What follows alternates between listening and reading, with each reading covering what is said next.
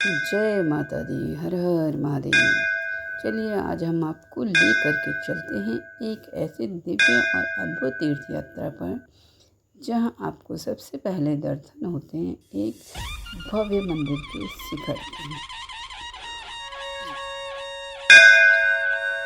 जो आकाश को भी छूता प्रतीत होता है। यहाँ का वातावरण इतना शांतिमय है कि मन में अपने आप ही शांति आ जाती है।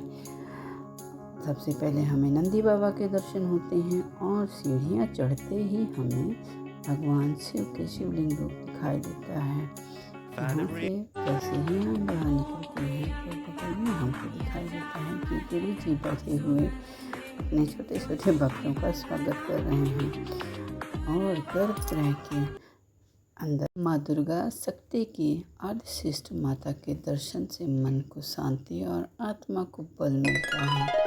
यही नहीं, हमें यहाँ माँ के 9 रूपों के दर्शन हो जाते हैं, जैसे शैलपुत्री, ब्रह्मचारिणी, चंद्रघंटा, कुष्मांडा, स्कंद माता, कात्यायनी, कालरात्रि, महागौरी और सिद्धदात्री। सबके दर्शन इस पवित्र धाम में हमें एक साथ ही हो जाते हैं। और अगले कक्ष में हमें श्री राधा कृष्ण की मूर्ति छवि देखने को मिलती है, जहाँ राधा की गुण के साथ श्री कृष्ण की भक्ति में लीन लोग दिखाई देते हैं हमको। इसके बाद आते हैं भगवान श्री राम दरबार के दर्शन। मर्यादा पुरुषोत्तम श्री राम, माता सीता, भ्राता लक्ष्मण और भक्तों के आराध्य हनुमान जी, जिनकी भक्ति हर कष्ट को हर लेती है, उनके भी दर्शन हमें इसी जगह पर हो जाते हैं। यहाँ पर हमें माता सरस्वती, लक्ष्मी, गायत्री आदि के भी दर्शन करने को मिल जाता है।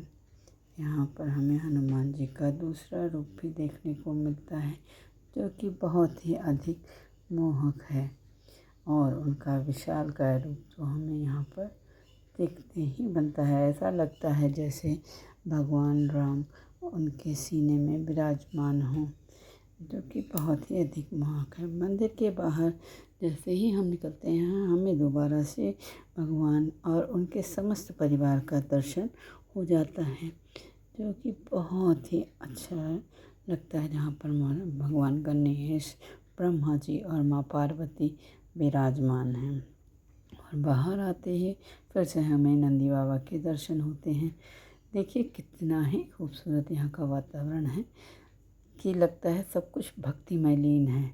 और हम जैसे ही यहाँ से बाहर दूसरे भवन में जाते हैं, हमें वहाँ माँ काली के दर्शन होते हैं, जो कि उनके रौद्र रूप में भी ममता के भरपूर दिखाई देता है। उनकी उपस्थिति शक्ति और संरक्षण का प्रतीक है, जो हर एक भक्त के मन में एक माँ के शक्ति के रूप में ही विराजमान रहता है। और जैसे ही हम यहाँ से बाहर आते हैं, हमें बटकेश्वर महाराज के दर्शन होते हैं और शनिदेव महाराज, जो कि न्याय के और कर्मों का फल देने वाले देवता माने जाते हैं। यहीं पास में ही हमें वट वृक्ष, जो कि आस्था और जीवन चक्र का प्रतीक माना जाता है, इनके भी दर्शन हो जाते हैं। और पास में ही हमें यहाँ पर एक पवित्र हवन कुंड है, जिसमें कि नियमित रूप से आहुति देकर वातावरण को शुद्ध किया जाता है और भक्तों की मनोकामनाएं पूर्ण होती हैं।